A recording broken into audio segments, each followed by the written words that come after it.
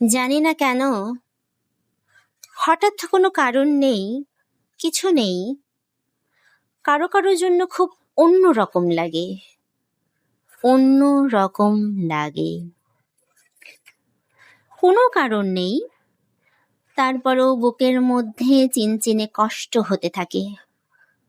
কাউকে খুব দেখতে ইচ্ছে হয়, পেতে ইচ্ছে হয়, কারোর সঙ্গে খুব ঘনিষ্ঠ হয়ে বসতে ইচ্ছে হয়, সারা জীবন ধরে সারা জীবনের গল্প করতে ইচ্ছে হয়। ইচ্ছে হওয়ার কোনো কারণ নেই, তারপরেও ইচ্ছে হয়। ইচ্ছের কোনো লাগাম থাকে না। ইচ্ছেগুলো এক সকাল থেকে আরেক সকাল পর্যন্ত জ্বালাতে থাকে প্রতিদিন। ইচ্ছেগুলো পূরণ হয় না, তারপরেও ইচ্ছেগুলো বেশরমের মতো পড়ে থাকে, আশায় আশায় থাকে, কষ্ট হতে থাকে। কষ্ট হওয়ার কোনো কারণ নেই, তারপরেও হতে থাকে। সময়গুলো নষ্ট হতে থাকে। কারো কারোর জন্য জানি না, জীবনের শেষ বয়সে এসেও সেই কিশোরীর মতো কেন অনুভব করি।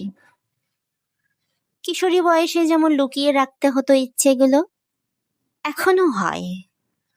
কি জানি সে, যার জন্য অন্য রকম লাগে।